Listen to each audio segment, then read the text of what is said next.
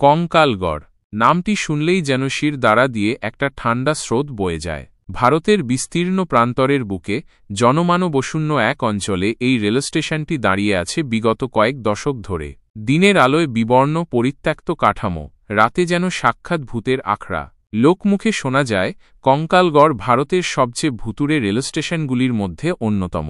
বহু বছর আগে এখানে এক ভয়াবহ দুর্ঘটনা ঘটেছিল। সেই দুর্ঘটনায় বহু মানুষের প্রাণ গিয়েছিল। তাদের আত্মা নাকি আজও এই স্টেশনের আনাচে কানাচে ঘুরে বেড়ায়। অরুণিমা ও অভ্র, দুই বন্ধু, অ্যাডভেঞ্চারের নেশায় ভরপুর। তারা ভূতের গল্প শুনতে ভালোবাসে, পুরনো পরিত্যক্ত স্থানে ঘুরে বেড়াতে ভালোবাসে। একদিন তারা কঙ্কালগড় রেলস্টেশনের কথা জানতে পারে। ইন্টারনেটে বিভিন্ন ব্লগ ও স্থানীয় লোকমুখে এই স্টেশনের ভুতুড়ে কাহিনী শুনে তাদের কৌতূহল চরমে ওঠে। তারা সিদ্ধান্ত নেয় একদিন তারা কঙ্কালগড় যাবে এবং নিজেদের চোখে দেখবে সত্যিই সেখানে কিছু অলৌকিক ঘটনা ঘটে কিনা। একদিন সন্ধ্যায় অরুণিমা ও অভ্র একটি পুরনো জিপে করে কঙ্কালগড়ের উদ্দেশ্যে রওনা হয়। শহর ছাড়িয়ে যখন তারা গ্রামের পথে প্রবেশ করে, চারপাশের পরিবেশ ধীরে ধীরে রহস্যময় হয়ে ওঠে। রাস্তার দুপাশে ঘন জঙ্গল, মাঝে মাঝে ঝিঁঝি পোকার ডাক আর দূরে শেয়ালের আর্তনাদ তাদের মনে একটা চাপা আতঙ্ক সৃষ্টি করে। রাত প্রায় 10টা নাগাদ তারা কঙ্কালগড় স্টেশনে পৌঁছায়। স্টেশনটি সত্যিই ভয়াবহ দেখাচ্ছিল। ভাঙা প্ল্যাটফর্ম, মরচে ধরা লোহার থাম আর শেওলা ধরা দেওয়ালগুলো যেন বহু যুগের সাক্ষী। স্টেশনের নামফলকটি পর্যন্ত অস্পষ্ট হয়ে গেছে। কোনো আলো নেই, শুধু চাঁদের আবছা আলোয় সবকিছু ভুতুড়ে লাগছিল। চারদিকে একটা দমবন্ধ করা নীরবতা, যা মাঝে মাঝে দূরের কুকুরের কান্নার শব্দে ভেঙে যাচ্ছিল। এখানে কেউ থাকে না, অভ্র ফিসফিস করে বলল। মনে তো হয় না, অরুণিমা চারদিকে তাকিয়ে বলল। দেখো, টিকিট কাউন্টার বন্ধ, ওয়েটিং রুমের দরজা ভাঙা। তারা জিপ থেকে নেমে স্টেশনের প্ল্যাটফর্মে পা রাখল। প্ল্যাটফর্মের ওপর শুকনো পাতা আর ধুলো জমেছিল। বাতাসে একটা অদ্ভুত গন্ধ ভেসে আসছিল, পোড়া কাঠ আর পুরনো রক্তের মতো। অরুণিমার গায়ে কাঁটা দিল। আমার মনে হচ্ছে আমাদের ফিরে যাওয়া উচিত, অভ্র বলল, তার গলায় সামান্য ভয় মেশানো। এতদূর যখন এসেছি, একটু ঘুরে দেখেই যাই, অরুণিমা জোর দিয়ে বলল। ভয় পাচ্ছিস নাকি? অভ্র চুপ করে গেল। তারা দুজনে সাবধানে প্ল্যাটফর্ম ধরে হাঁটতে শুরু করল। স্টেশনের শেষ প্রান্তে একটা পুরনো মালগুদাম দেখা যাচ্ছিল। সেটার দরজা আধখোলা ছিল। ওটা দেখছিস? অভ্র বলল। মালগুদামটা? তারা মালগুদামের দিকে এগিয়ে গেল। দরজা ঠেলে ভেতরে ঢুকতেই একটা ঠান্ডা স্রোত তাদের শরীর ছুঁয়ে গেল। ভেতরে ঘুটঘুটে অন্ধকার। অরুণিমা তার টর্চ লাইট জ্বালাল। টর্চের আলোয় দেখা গেল গুদামঘরের ভেতরে পুরনো ভাঙা বাক্স, ছেঁড়া বস্তা আর মরচে ধরা কিছু যন্ত্রপাতি পড়ে আছে। দেওয়ালগুলোতে ঝুলকালি আর মাকড়সার জাল। হঠাৎ একটা চাপা কান্নার আওয়াজ তাদের কানে এলো। আওয়াজটা খুব দুর্বল, যেন কেউ অনেক দূর থেকে কাঁদছে। অরুণিমা ও অভ্র দুজনেই চমকে উঠল। এটা কিসের আওয়াজ? অভ্র ফিসফিস করে বলল। আমি জানি না, অরুণিমা বলল, তার হাত কাঁপছিল। তারা টর্চের আলো চারদিকে ঘোরালো, কিন্তু কিছুই দেখতে পেল না। কান্নার আওয়াজটা আবার ভেসে এলো, এবার যেন একটু কাছে থেকে। তারা দুজনে ভয়ে কাঠ হয়ে দাঁড়িয়ে রইল। আমাদের এখান থেকে যাওয়া উচিত, অভ্র আবার বলল। অরুণিমা মাথা নেড়ে রাজি হল। তারা দ্রুত মালগুদাম থেকে বেরিয়ে প্ল্যাটফর্মে এলো। কিন্তু প্ল্যাটফর্মে এসে তারা থমকে দাঁড়াল। স্টেশনের অন্য প্রান্তে একটা আবছা আলো দেখা যাচ্ছে। ওটা কি? অভ্র জিজ্ঞেস করল। আলোটা ধীরে ধীরে স্পষ্ট হচ্ছিল। মনে হচ্ছিল যেন কেউ একটা লণ্ঠন হাতে হেঁটে আসছে। কিন্তু এই জনশূন্য স্টেশনে রাতে কে লণ্ঠন নিয়ে ঘুরছে? তারা কিছুক্ষণ অপেক্ষা করল। আলোটা ক্রমশ কাছে আসছিল। একসময় তারা দেখতে পেল আলোর উৎস একজন বৃদ্ধ মানুষ। তার পরনে পুরনো দিনের মলিন পোশাক, মাথায় একটা ফেজ টুপি আর হাতে একটা পুরনো লণ্ঠন।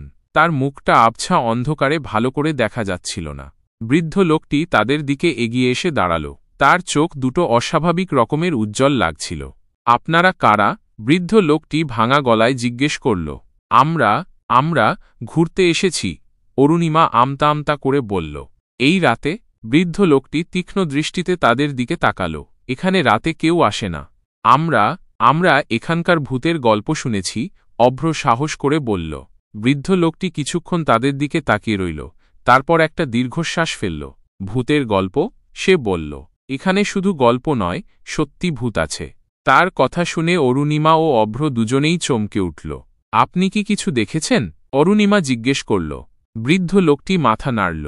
বহু কিছু দেখেছি। এই স্টেশন বহু মানুষের রক্তে ভেজা, তাদের আত্মা শান্তি পায়নি। হঠাৎ দূরে একটা ট্রেনের হুইসেলের আওয়াজ শোনা গেল, কিন্তু এই পরিত্যক্ত স্টেশনে ট্রেন আসবে কোত্থেকে? ট্রেন? অভ্র অবাক হয়ে বলল।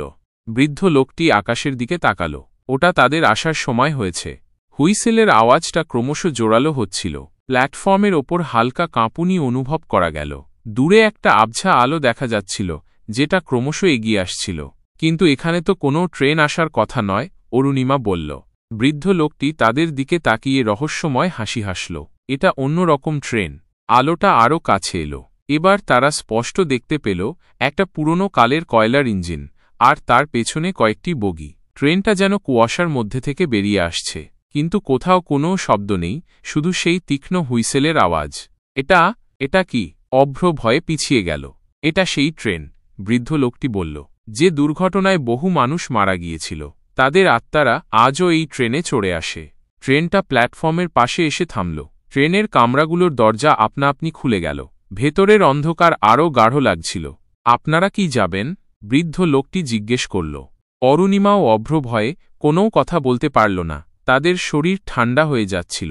হঠাৎ ট্রেনের ভেতর থেকে চাপা গোঙানির আওয়াজ ভেসে এলো।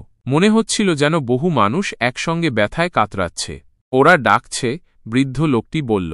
যারা সেদিন মারা গিয়েছিল তারা আজও তাদের সঙ্গীদের ডাকে। অরুণিমা ও অভ্র আর দাঁড়াতে পারল না। তারা দৌড় লাগাল স্টেশনের দিকে। বৃদ্ধ লোকটি তাদের দিকে তাকিয়ে হাসতে লাগল। তার হাসিটা যেন হাড় হিম করা। তারা তাদের জিপের কাছে পৌঁছে দ্রুত স্টার্ট করল। পিছন ফিরে তাকিয়ে দেখল ট্রেনটা তখনও প্ল্যাটফর্মে দাঁড়িয়ে আছে, আর বৃদ্ধ লোকটি লণ্ঠন হাতে তাদের দিকে তাকিয়ে আছে। তারা যতক্ষণ না স্টেশনটা তাদের দৃষ্টিসীমার বাইরে চলে গেল ততক্ষণ পিছন ফিরে তাকিয়েছিল। তাদের মনে ভয় আর বিস্ময় দুটোই বাসা বেঁধেছিল। তারা যা দেখল তা কোনো সাধারণ ঘটনা নয়। পরের দিন অরুণিমা ও অভ্র স্থানীয় থানায় গিয়ে রাতের ঘটনাটি জানায়, কিন্তু পুলিশ প্রথমে তাদের কথা বিশ্বাস করতে চায়নি। যখন তারা কঙ্কালগড় স্টেশনে গিয়ে তদন্ত করে তখন তারা সেখানে কিছুই খুঁজে পায় না। স্টেশনটি যেমন পরিত্যক্ত ছিল তেমনই থাকে। কোনো ট্রেন বা বৃদ্ধ মানুষের চিহ্ন সেখানে মেলেনি। পুলিশ তাদের ভুল দেখার কথা বলে উড়িয়ে দেয়, কিন্তু অরুণিমা ও অভ্র জানে তারা যা দেখেছে তা সত্যি। কঙ্কালগড় রেল স্টেশন সত্যিই ভুতুড়ে, এবং সেখানে আজও সেই ভয়াবহ দুর্ঘটনার আত্মারা ঘুরে বেড়ায়। এরপর থেকে অরুণিমা ও অভ্র আর কখনো ভূতের খোঁজে যায়নি। কঙ্কালগড়ের রাতের সেই অভিজ্ঞতা তাদের জীবনের মোড় ঘুরিয়ে দিয়েছিল। তারা বুঝতে পেরেছিল কিছু রহস্যের সমাধান না করাই ভালো, কারণ সেই রহস্যের গভীরে এমন ভয়াবহ কিছু লুকিয়ে থাকতে পারে যা মানুষের মনকে চিরতরে বিষিয়ে দিতে পারে। কঙ্কালগড় রেলস্টেশন আজও তেমনই পরিত্যক্ত অবস্থায় দাঁড়িয়ে আছে।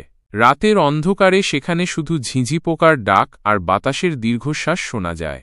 আর শোনা যায় সেই ট্রেনের হুইসেলের আবছা আওয়াজ, সেই অভিশপ্ত ট্রেন যা আজও তার মৃত যাত্রীদের বহন করে নিয়ে আসে।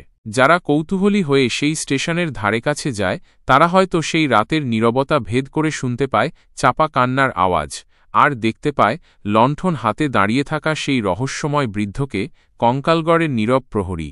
অনেকের মতে কঙ্কালগড় স্টেশনে রাতের বেলা আলো দেখলে বা কোনো শব্দ শুনলে সঙ্গে সঙ্গে সেখান থেকে চলে যাওয়া উচিত, কারণ সেই আলো বা সেই শব্দ হয়তো সেই অভিশপ্ত অতীতের কোনো ঝলক, যা আপনার জীবনকেও অন্ধকারে টেনে নিয়ে যেতে পারে।